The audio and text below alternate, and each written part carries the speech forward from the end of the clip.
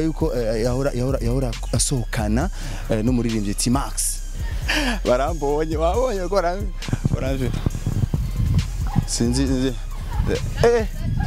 kubadida barirutse ugiye he ni sawa T-Max ara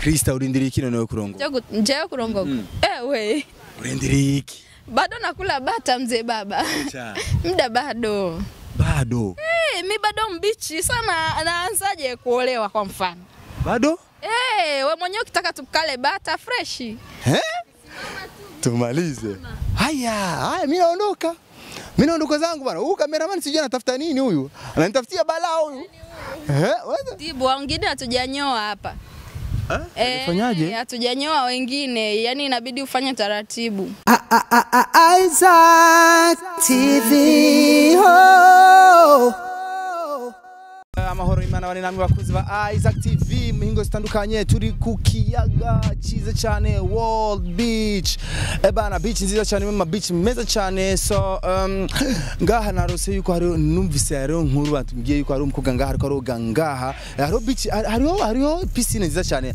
abakobwa beza kunda koga nibaza mwibuka hari umukobwa twize gusanga ngaha nyine like ariko aroga uno musire nahisemo kuza kumurondera kubera iki umudada nafisemo skendo jinshi shaka kuri statu skendo ya mbere ni umukobwa bivuga yuko wewe ahora avuga yuko ari we mukobwa mwiza wa mbere ngaha mu Burundi kandi wanashima n'umuntu Queen Video amaze kuja muri video zitandukanye Chineteo sijali mabebe ntarejea Chinete izo zose amaze kujamo ariko kandi sivyo gusa aramaze kuboneka indi story ndamvise ngo aheruka kuvyara yahora akundana n'umuririmbyi yitwa we hagara kwanza ngaha bavuga yuko yahora asohokana n'umuririmbyi T-Max kera ariko rero nyuma yaho ndada ko yashaje muri Tanzania ngo bacha baravyarana ka bebe ibyo se nivyo mfise rero ngira ndamusanu lewa welcome ujya sibajya ariko baroga maniga aha baratubonye baratangiye kubwira na urumva baratubonye Juma ngaha rero muri piscine barambonye wabonye ko baranje sinzi kubadida barirutse ugiye he ni sawa kuki ugenda Krista mambo meze neza nicare ngaha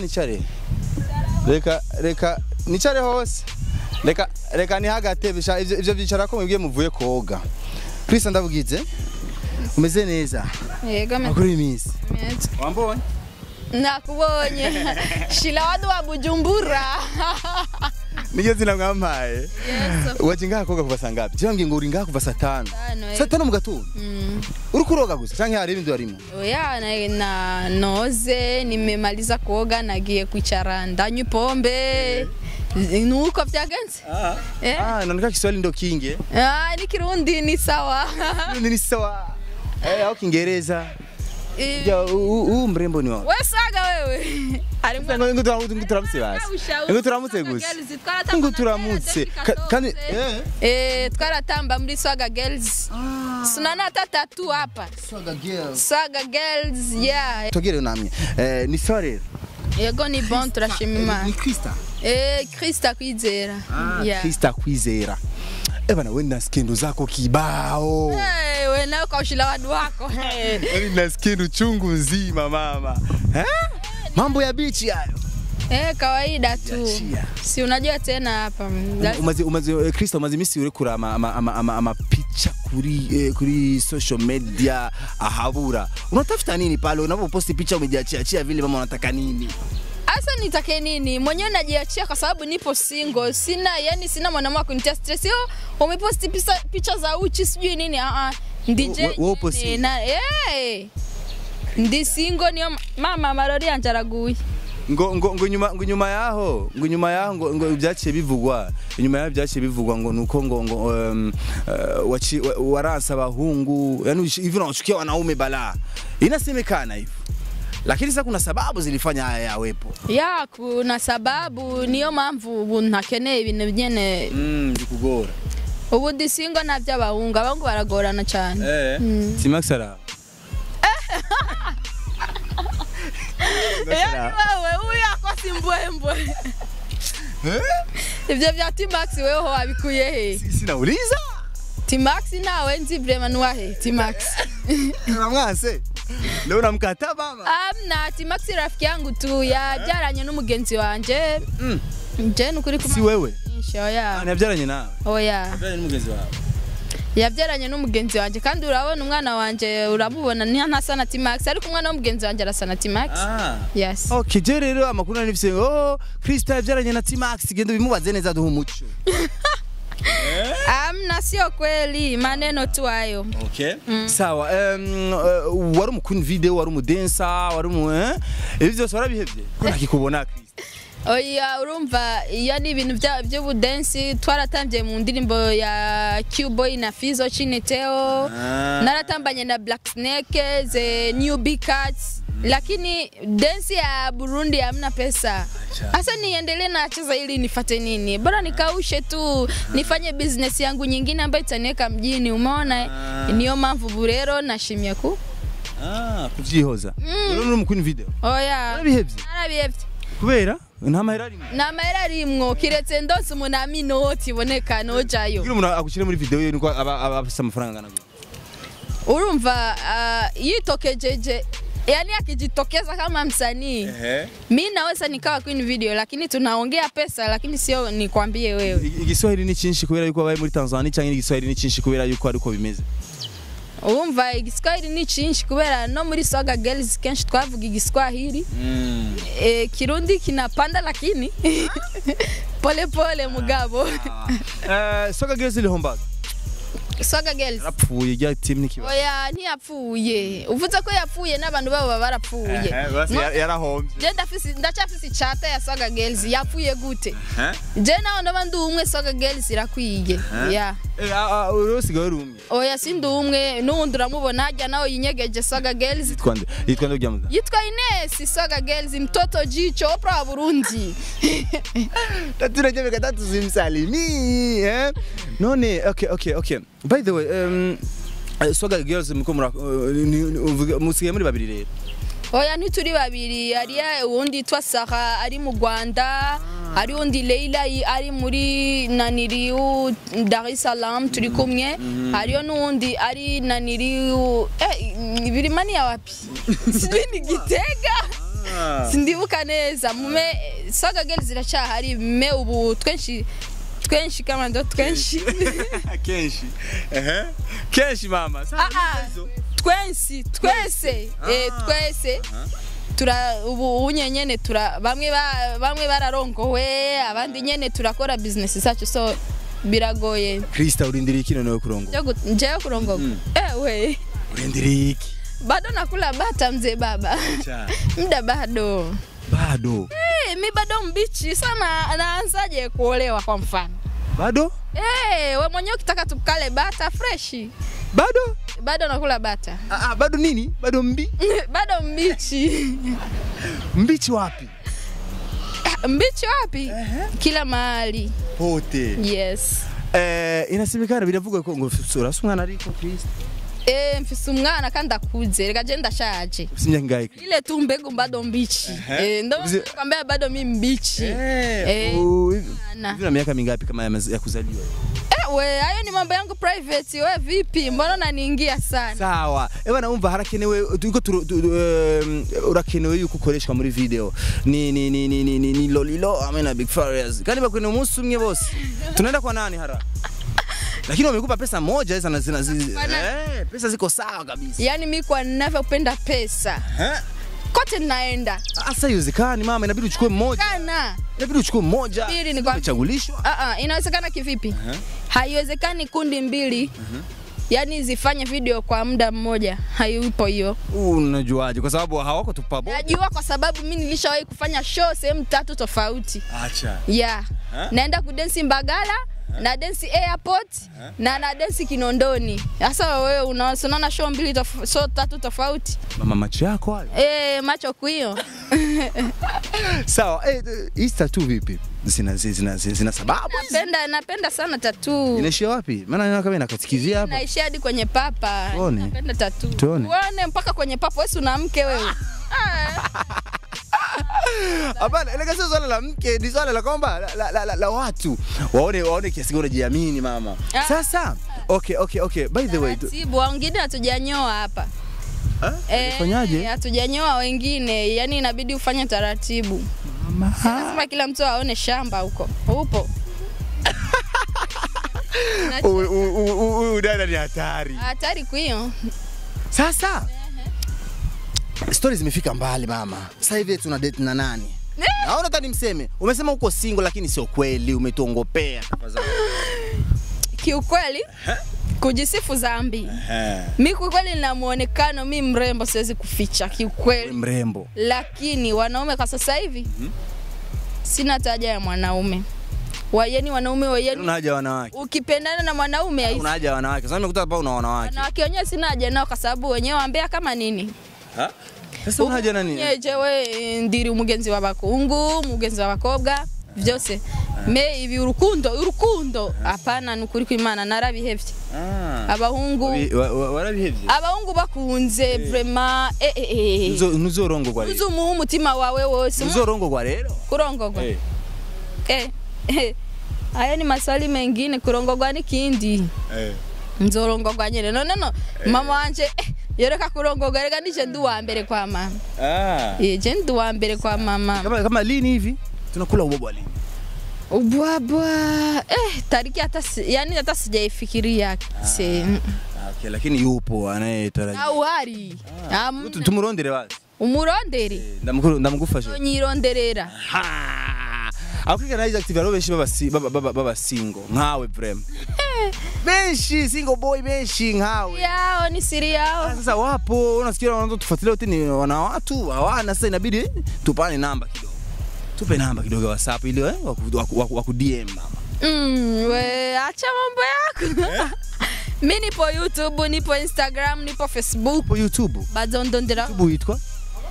YouTube yani inaitwa Cassava Comedy. Ya utani. Gama comedianyu. Ego. Ayo nyene. Kuriki muda gukina mu Giswahili gaga.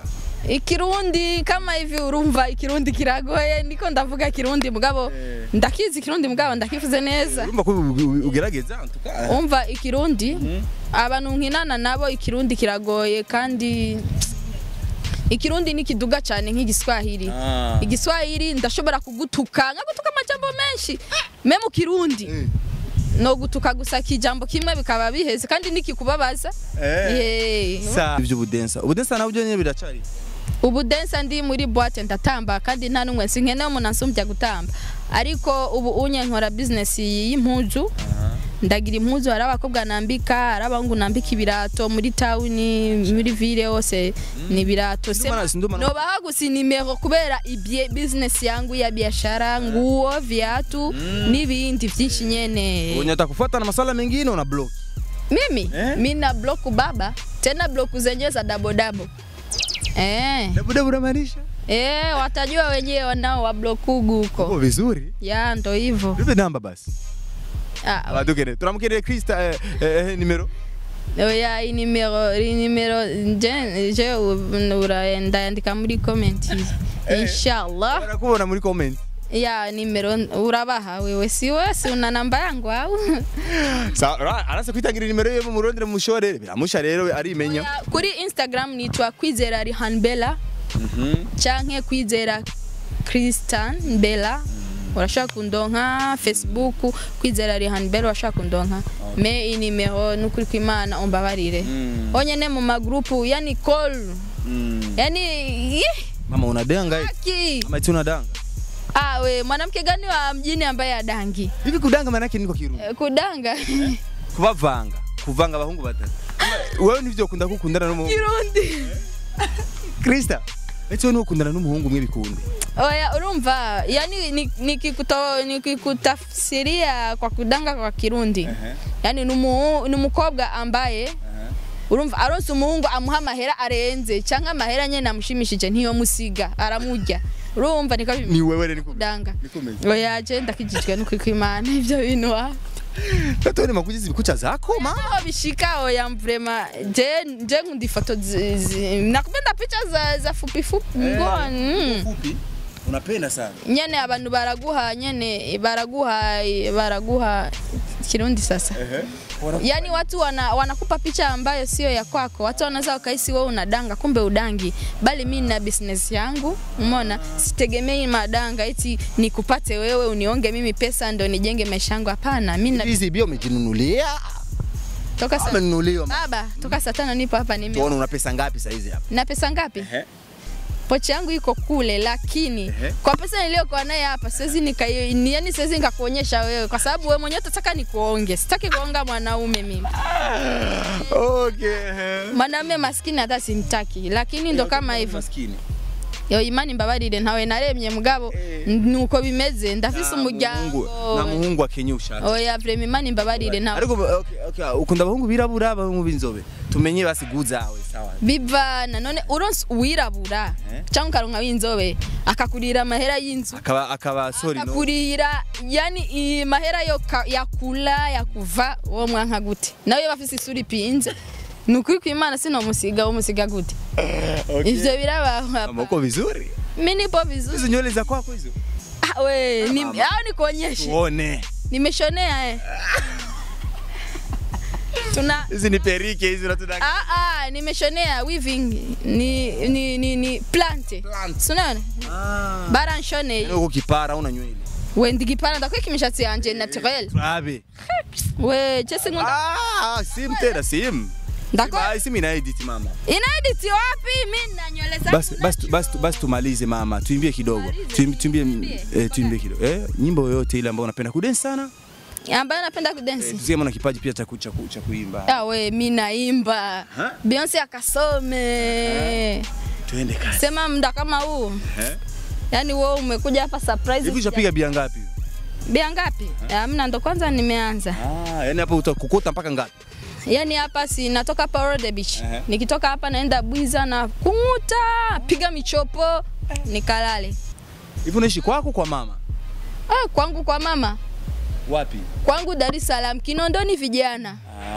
kwa mama Chivitoki kwa dada Bwiza niko kwa dada Bwiza yeah sawa bana ndabashimiye rero cyane turi kumwe na Krista Kwizera Krista mtoto mzuri eti hakuna naye kuzidi uzuri nasikia kuna naye kuzidi uzuri yani kwenye maisha kuna kila yani watu tumetofautiana kuna mrefu kuna mfupi kuna mwenye ana shape na mwingine ni flat screen kwenye matako kama kapigwa fimbo vile umeona yani kama kapigwa pasi wapo ila uwezi ukamkufuru Mungu kaumba umeona baba hasa mimi namshukuru Mungu alivyoniumba hivi mashallah mwanamke zegebe ndio anasema unaona kubali tako acha simama basi tuone mama simama tuone vitu wewe ushilawadu star tuone mama tuone basi uone tumalize kipindi hivyo basi tuone zile kama unazo kweli umeona soga girls yote ina mazegebe umemwona yule pale